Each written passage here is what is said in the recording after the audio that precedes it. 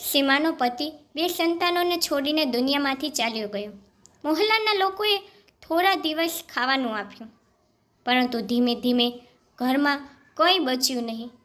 તેથી બાળકોની ભૂખ જોઈને સીમા બહાર ગઈ અને હોટેલમાં વાસણો સાફ કરવા લાગી. અને સાંજે જ્યારે તેને થોડા પૈસા મળ્યા ત્યારે રસ્તામાં તેને એક વૃદ્ધ માણસ મળ્યો. તેને કહ્યું, મારી દીકરી બીમાર છે, મારી થોડી મદદ કરી દો. તેથી સીમાએ તે વૃદ્ધ વ્યક્તિને પૈસા આપી દીધા અને ઘરે જઈને બાળકોને કહ્યું કે થોડા સમય પછી ખાવાનું આવશે. અને તે પોતે જ પોતાના ખોરામાં છુપાઈને આંસુ વહાવા લાગી. બાળકો સૂઈ ગયા અને થોડીવાર પછી દરવાજે ટકોરા પડ્યા. ત્યારે સીમાની આંખો પહોળી થઈ ગઈ, કારણ કે તે પોતાના હાથમાં પકડેલા પૈસા તરફ જોઈ રહી હતી. તેને આખો મહિનો મહેનત કરીને પૈસા કમાવ્યા હતા. તેની સામે એક વૃદ્ધ માણસને રડતો જોયો હતો, જે તે સમયે લાચારીથી તેની સામે તેના બંને હાથ જોડી રહ્યો હતો. ભગવાન ખાતર મને થોડા પૈસા આપો. તે વૃદ્ધ ખૂબ રડતો હતો. તે રસ્તા પરથી પસાર થતા દરેક વ્યક્તિનો હાથ પકડીને વિનંતી કરતો હતો કે મારી એક જ દીકરી છે, તે મારો એકમાત્ર સહારો છે. ભગવાન ખાતર મને પૈસા આપો, નહીંતર તે હોસ્પિટલમાં પીડાથી મૃત્યુ પામી જશે. પણ કોઈ તેની મદદ કરવા તૈયાર નહોતું. કોઈ તેના હાથને ધક્કો મારી દેતું, તો કોઈ તેની સામે હાથ જોડીને કહેતું કે માફ કરો બાબા, તમે અમારો જીવ કેમ ખાઈ રહ્યા છો. તે સમયે સીમા બસ સ્ટોપ પર ઊભી હતી. તેની બસની રાહ જોઈ રહી હતી. જ્યારે તેને સામેના રસ્તા પર આ દ્રશ્ય જોયું ત્યારે તેનું હૃદય વેદનાથી છવાઈ ગયું હતું. આજે તેને પગાર મળ્યો હતો. તેને પૈસા તેની મુઠ્ઠીમાં પકડી રાખ્યા હતા. તેની પાસે એટલા તો પૈસા ન હતા જેથી તે પર્સમાં રાખે. પછી એવો પણ ડર હતો કે કોઈ પર્સ છીનવી લેશે તો. તે વ્યક્તિની વાતો સાંભળીને તેના આંસુ જોઈને, તેને વૃદ્ધાશ્રમમાં જોડેલા હાથ જોઈને સીમાનું હૃદય દ્રવી ઉઠ્યું. તેની આંખો પર ભીની હતી, કારણ કે તે જાણતી હતી કે તે વૃદ્ધ કેવી મુશ્કેલ પરિસ્થિતિમાંથી પસાર થઈ રહ્યો છે. તેનો પતિ પણ બીમારીને કારણે તેને છોડીને ચાલ્યો ગયો હતો. તે પણ આ રીતે રડતી હતી અને લોકો પાસે વિનંતી કરતી હતી કે કોઈ મારા પતિની સારવાર માટે પૈસા આપે, પણ તેનું કોઈ મદદ કરતું ન હતું. સીમાને એવું લાગ્યું કે આ વૃદ્ધની જગ્યાએ તે ઊભી રહીને વિનંતી કરી રહી છે. તે રડી રડીને લોકોને તેની મદદ કરવા વિનંતી કરી રહી છે. તે આગળ વધી હતી જેથી તે બધા પૈસા ગુપ્ત રીતે તે વૃદ્ધ માણસના હાથમાં રાખી દે, જેથી તે તેની પુત્રી પાસે જઈને તેને બચાવી શકે. પરંતુ બીજા પગે તેને અંદરથી કંઈક થયું. તેને તેના બાળકો ઘરે રડતા જોવા મળ્યા, જેમને સૂકી રોટલી ખાઈને આખો મહિનો ખૂબ જ મુશ્કેલી સાથે પસાર કર્યો હતો. તે વિચારી રહી હતી કે સૌથી પહેલાં તે રાશન લેશે અને ઘરે જઈને બાળકોને સારું ભોજન ખવડાવશે. તે એક ભૂખ વિનાનું જીવન જીવી રહી હતી. તેથી બાળકોના રડતા ચહેરાઓ આગળના પગલાંને રોકી રહ્યા હતા. દિલ જોરથી ધબકતું હતું. બસ એટલી જ તેને બેચેની હતી કે કાં તો કોઈ તે વૃદ્ધ માણસની મદદ કરી દે કે પછી તેની બસ ઝડપથી સ્ટોપ પર પહોંચે અને તે બેસી જાય. જે તે હૃદય દ્રાવક દ્રશ્ય જોતી હતી, તે ઈચ્છતી હતી કે તે બધું તેની આંખોથી ગાયબ થઈ જાય. તેના દિલમાં બેચેની વધી ગઈ હતી. એ વૃદ્ધ માણસ ઘૂંટણીએ બેસીને ખૂબ રડી રહ્યો હતો.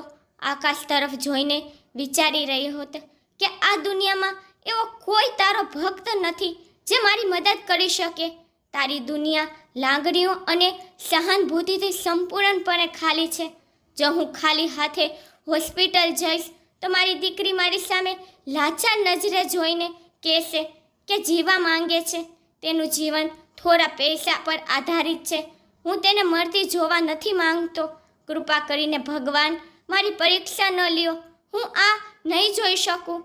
સીમાને લાગ્યું કે તેનું દિલ ફાટી જશે. તે તરત જ વૃદ્ધ તરફ પગલાં ભરવા લાગી. તેને કોઈ પણ વસ્તુનો ખ્યાલ નહોતો. તે ઈચ્છતી હતી કે તેની દીકરી સારી થઈ જાય, તે તરત જ રસ્તો ક્રોસ કરીને તે વૃદ્ધ વ્યક્તિ પાસે પહોંચી તેના હાથ પર પોતાનો પગાર મૂક્યો. તે વ્યક્તિએ સીમા તરફ એક નજર નાખી અને બીજી બાજુ હાથમાં રાખેલી 1000ની ઘણી નોટો જોઈને તે વૃદ્ધે આભારવાળી નજરે સીમા તરફ જોયું. તેના માથા પર હાથ મૂક્યો અને કહેવા લાગ્યો, ભગવાન તારી બધી મુશ્કેલીઓ અને પરેશાનીને દૂર કરે. દીકરા, તે રડતો એક પિતાના આંસુને રોક્યા છે. તું જોજે ભગવાન તારો એક જ દિવસ કેવી રીતે બદલશે. તે રડતા સીમાને દુઆ આપતો હતો. સીમા ત્યાંથી ફરી ગઈ. તેની બસ પણ આવી ગઈ હતી. તે બસની અંદર ચૂપચાપ બેસી ગઈ. હવે તે આ વિચારી રહી હતી કે ઘરે ગયા પછી તે બાળકોને શું જવાબ આપશે, જેઓ ઘણા દિવસોથી આશા રાખતા હતા કે જો તેમની માતાને પગાર મળશે તો તેઓ તેમના મનની મરજી મુજબ ભોજન બનાવશે, અને જ્યારે તેઓ તેમની માતાના ખાલી હાથ જોશે તો તે શું જવાબ આપશે. તેઓ વધુ 1 મહિના માટે કેવી રીતે ધીરજ રાખી શકશે. પછી તે વિચારવા લાગી કે આ મહિનો તે કેવી રીતે પસાર કરશે. પૈસાનો આકાર ફરી 1 મહિના પછી તેને જોવા મળશે. હવે મોહલ્લાના દુકાનદારે પણ તેમને રોશન આપવાની ના પાડી દીધી હતી. તે કહેતો હતો કે પહેલાં મને છેલ્લા પૈસા આપો અને પછી વાત કરો. સીમાની આંખોમાંથી આંસુ છલકાઈ રહ્યા હતા.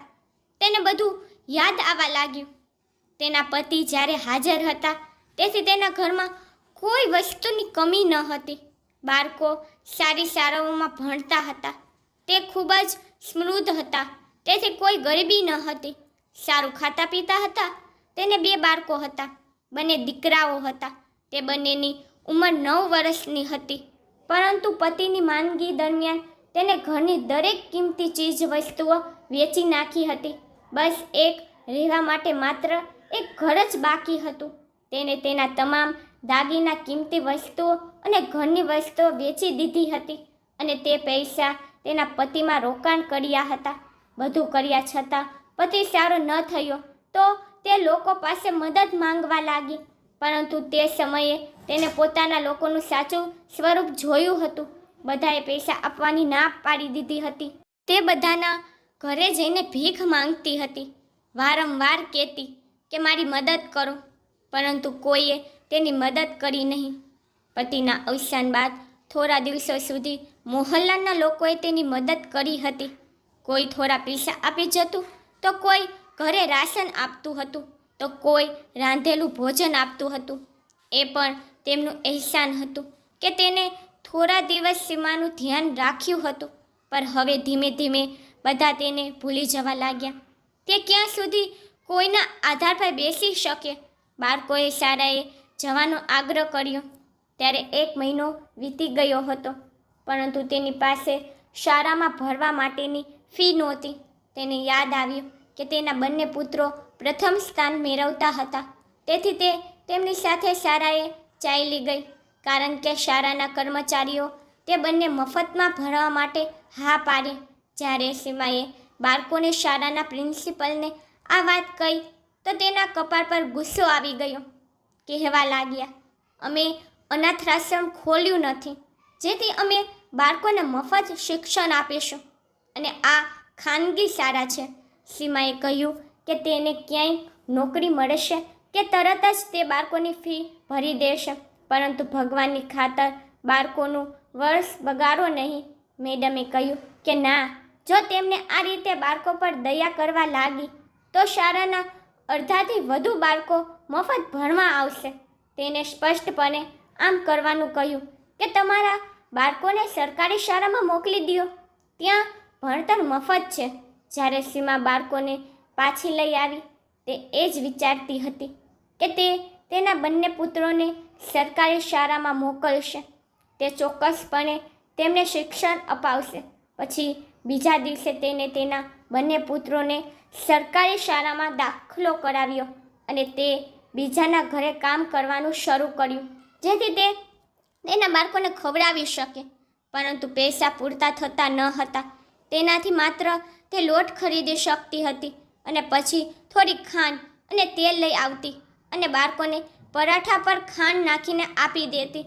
પરંતુ એક દિવસ જ્યારે બંને બાળકો શાળાએથી ઘરે આવ્યા ત્યારે તેઓ રડી રહ્યા હતા. સીમાએ કારણ પૂછ્યું. તેને તેના બંને હાથ આગળ કર્યા. બંને હાથ લાલ હતા. તેઓએ કહ્યું કે શિક્ષકે તેને ખૂબ માર માર્યો છે. તેઓ કહે છે કે તમે લોકો આટલા દિવસોથી શાળાએ આવો છો, તમે લોકોએ યુનિફોર્મ કેમ ન ખરીદ્યો? આ કહેતા એક પુત્રએ તેનો શર્ટ ઉતાર્યો. આ જોઈને તેની માતાનું હૃદય તડપી ઉઠ્યું હતું. તેની કમર પર દંડાના નિશાન હતા. તેને કહ્યું, માતા, અમારે આ શાળામાં નથી જવું. ત્યાંના શિક્ષકો અમને બહુ મારે છે. ત્યાં જઈને સીમાએ પ્રિન્સિપલને આ વાત કહી તો તે કહેવા લાગી, તમારે પોતે વિચારવું જોઈએ. શું તમને એવી ગરીબી છે કે તમે તમારા બાળકો માટે યુનિફોર્મ પણ લાવી શકતા નથી? સીમાએ કહ્યું કે તેની હાલત ખરેખર ખૂબ જ ખરાબ છે. પૈસા જમા થતાં જ તે યુનિફોર્મ લઈ લેશે. પરંતુ મેડમ ના માની અને કહ્યું કે આ બાળકોને પાછા લઈ જાઓ. જ્યારે યુનિફોર્મ હોય ત્યારે લઈ આવજો. સીમા રડવા લાગી. આવો સમય તેની પર ક્યારેય આવ્યો ન હતો. તે હંમેશા તેના બાળકોની ફી સમયસર ચૂકવતી. તેના બાળકો પણ અભ્યાસમાં સારા હતા. જ્યારે તે શાળામાં આવ્યા હતા, એકવાર પણ તેને ખોટો ટેસ્ટ આપ્યો ન હતો. સીમા મેડમ સામે છેલ્લી વાર પ્રયત્ન કરતા બેઠી અને પછી હાથ જોડીને વિનંતી કરવા લાગી, મેડમ, હું એક મહિલા છું અને મારે આજ 2 જુડવા બાળકો છે. મારા પતિના અવસાન પછી હું પહેલીવાર ઘરથી બહાર આવી છું અને નોકરી શોધી રહી છું, જેથી હું મારા બાળકોનું ભરણપોષણ કરી શકું, હું તેનું પેટ ભરી શકું. મને નોકરી શરૂ કર્યાને થોડો સમય થયો છે. મારો પગાર એટલો નથી જેથી મારા બાળકો માટે યુનિફોર્મ ખરીદી શકું. ભગવાનની ખાતર મારી સ્થિતિ પર દયા કરો અને મારા બાળકોને શાળામાં અભ્યાસ કરવા દો. આ કારણે જ મેં તેમને ખાનગી શાળામાંથી બહાર કાઢીને અહીં પ્રવેશ અપાવ્યો છે. હવે તમે મારા બાળકો સાથે આવું વર્તન કરશો તો તેઓ ભણી શકશે નહીં અને જીવનમાં ક્યારેય આગળ વધી શકશે નહીં. પ્રિન્સિપલે આખી વાત સાંભળ્યા પછી તેને સીમા સામે અજીબ નજરે જોયું અને કહ્યું, જુઓ, હું અહીં તમારી સમસ્યાઓ સાંભળવા નથી બેઠી. અમારી પાસે કેટલાક કાયદા છે જે અમારે નિભાવવા પડે છે. તમે તમારા બાળકોને તમારી સાથે ઘરે લઈ જાઓ. જ્યારે તમારી પાસે પૈસા હોય અને યુનિફોર્મ મળે તો તેને દાખલ કરાવી દેજો. જ્યારે મેં તેની વાત સાંભળી ત્યારે મારા બંને બાળકોને ગળે લગાવ્યા અને ઉદાસી નજરે પ્રિન્સિપલ સામે જોઈને શાળાની બહાર આવી. બાળકો પણ ખૂબ પરેશાન હતા. તે માતાથી પૂછતા હતા કે શું અમે ફરી ક્યારે ભણી શકશે નહીં? શું તમે અમારું એડમિશન કોઈ બીજા શાળામાં કરાવશો? આજે અમારી પાસે પૈસા હોત તો અમે પણ નવો યુનિફોર્મ પહેરીને જાત. પહેલાંથી જ અભ્યાસમાં ઘણું નુકસાન થઈ ચૂક્યું છે, પરંતુ હવે અમને ખબર નહીં કે અમારા યુનિફોર્મ ક્યારે આવશે. બાળકોની વાત સાંભળીને સીમાની હાલત ખરાબ થઈ રહી હતી.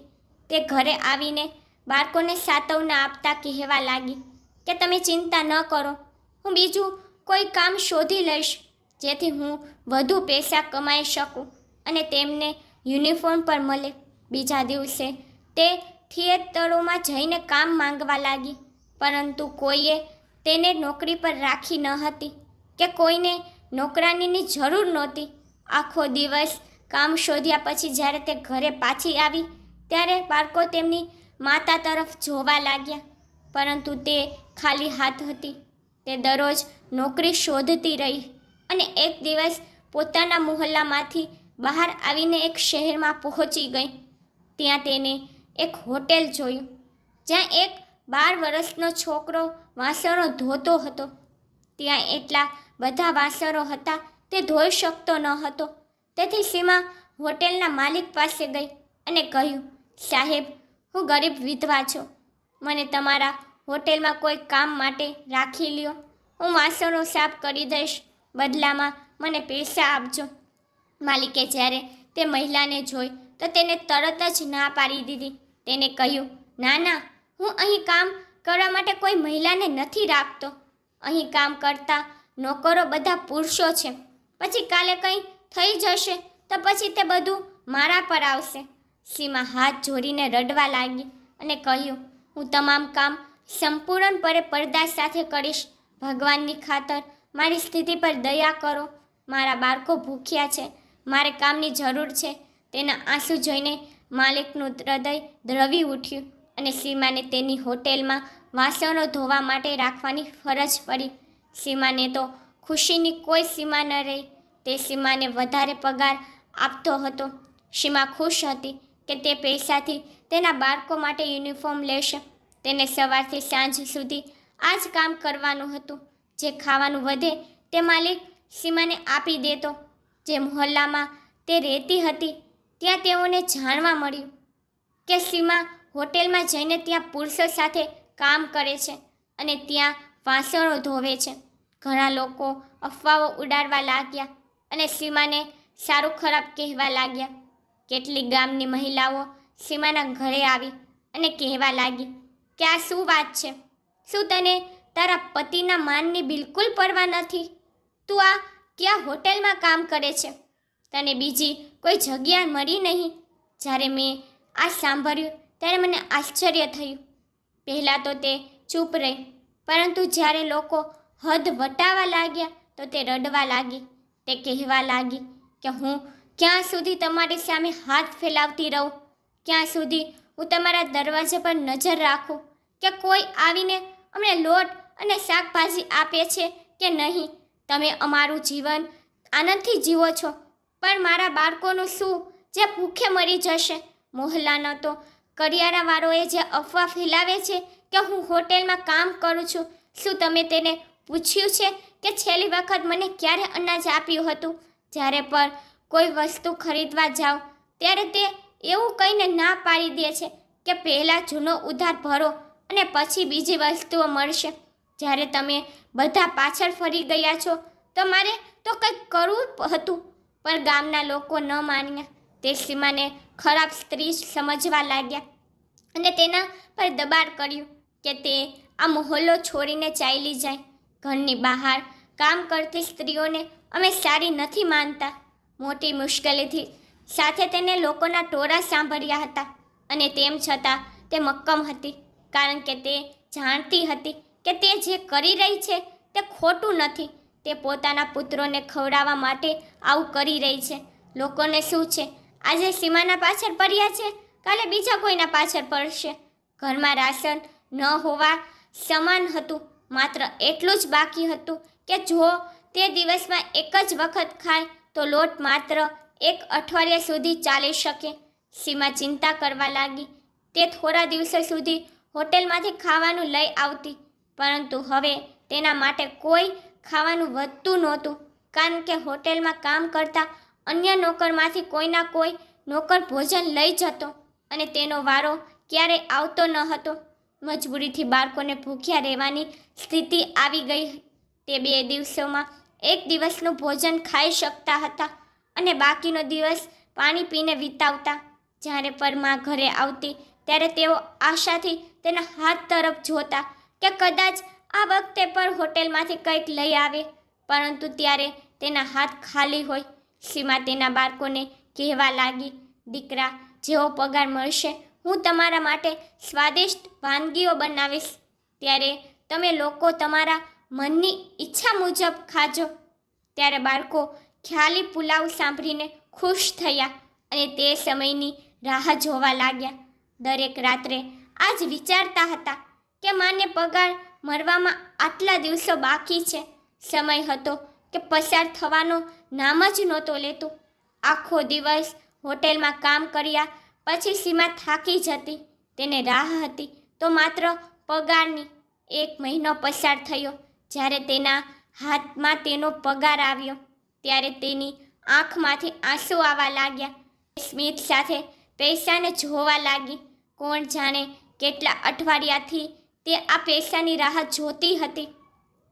એક કલાક તેને 1 વર્ષ જેવો લાગતો હતો. તે હોટેલના માલિકનો આભાર માનવા લાગી અને મનમાં વિચારવા લાગી કે આ પૈસાથી તે પહેલાં રાશન ખરીદશે અને આજે તે સારું ભોજન બનાવીને તેના બાળકોને ખવડાવશે. કેટલા દિવસોથી તે પેટ ભરીને જમ્યા નથી. તે બાકીના પૈસા બચાવીને રાખશે અને તેનો ઉપયોગ બાળકો માટે યુનિફોર્મ લેવા માટે કરશે, જેથી તેઓ શાળાએ જઈ શકે. તેના બાળકોના ચંપલ અને કપડાં બધું જ બરબાદ થઈ ગયું હતું.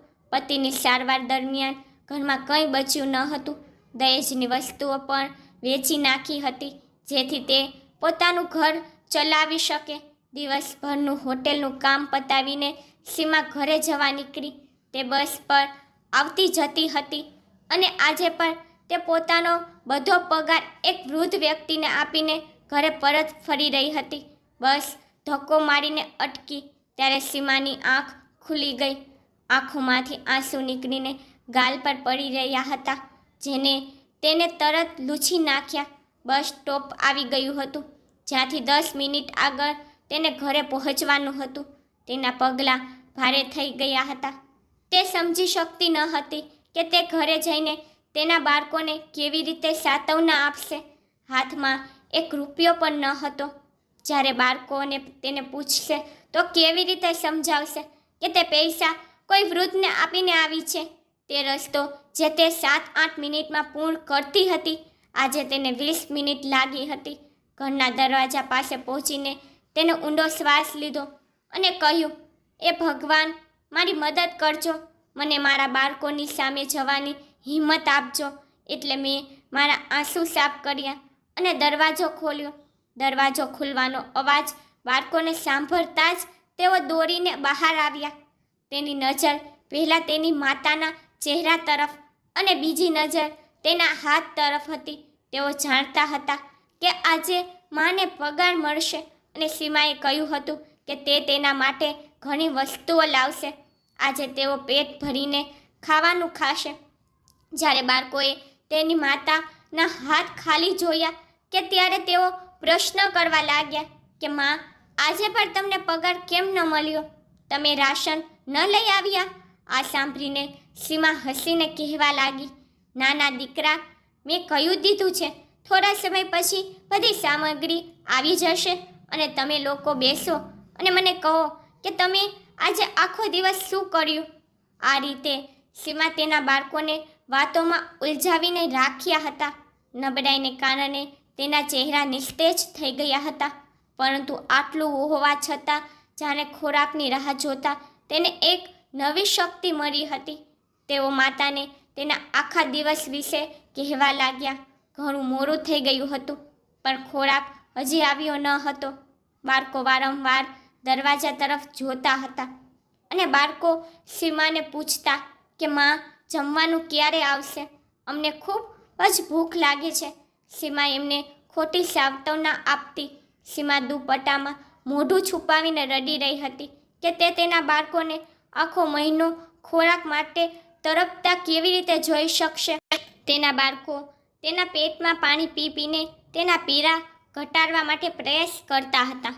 નબળાઈ એટલી હતી કે તે બંને બાળકો માતાના ખોળામાં માથું રાખીને ભોજનની રાહ જોતા સૂઈ ગયા અને બાળકોને આવી રીતે જોઈને સીમા રડવા લાગી. તેની એક ઊંડો શ્વાસ લીધો અને આકાશ તરફ જોયું. ત્યારે દરવાજો ખટખટ્યો. આ સમયે તેના દરવાજે કોણ આવી શકતું હતું? સીમા ઊભી થઈ અને દરવાજો ખોલ્યો તો દરવાજા પાસે એ જ વૃદ્ધ માણસ ઊભો હતો, જે બસ સ્ટોપ પર હતો. સીમાને જોઈને તેના ચહેરા પર સ્મિત દેખાયું અને તે કહેવા લાગ્યા, દીકરી, હું તને શોધતો અહીં આવ્યો છું. ભગવાનનો આભાર છે કે મને તમારું ઘર મળી ગયું. જ્યારે સીમાએ આ સાંભળ્યું ત્યારે તેની તરફ જોવા લાગી અને તેને ઘરે આવવા કહ્યું. ત્યારે સીમાએ પાણી આપ્યું. જ્યારે તેને તેની સામેના ગ્લાસમાંથી પૈસા કાઢીને સીમાના હાથ પર મૂક્યા ત્યારે તે હેરાનગી રીતે જોવા લાગી. તે કહેવા લાગી, તમે આ પૈસા કેમ પરત કરો છો? તમારી દીકરીની આના સાથે સારવાર કરાવવાની હતી. તે માણસ તરત સીમાને આશીર્વાદ આપવા લાગ્યો કે ભગવાન તે વરિષ્ઠ અધિકારીને આશીર્વાદ આપે જેને આજે હોસ્પિટલની મુલાકાત લીધી. જ્યારે તેને મારી માસૂમ બાળકીને દુઃખથી પીડાથી જોઈ ત્યારે તેનું હૃદય પીગળી ગયું. તેને કહેવાનું શરૂ કર્યું કે તે મારી બાળકી અને હોસ્પિટલમાં દાખલ બીજા બાળકોને પોતાના ખર્ચે સારવાર કરાવશે. આ રીતે તમે આપેલા પૈસા બચી ગયા. તમે પણ મને જરૂરતમંદ લાગતા હતા દીકરા, તેથી જ હું તમને શોધતો પાછો આવ્યો. સીમાએ આ સાંભળ્યું તો તેની આંખોમાં આંસુ આવી ગયા.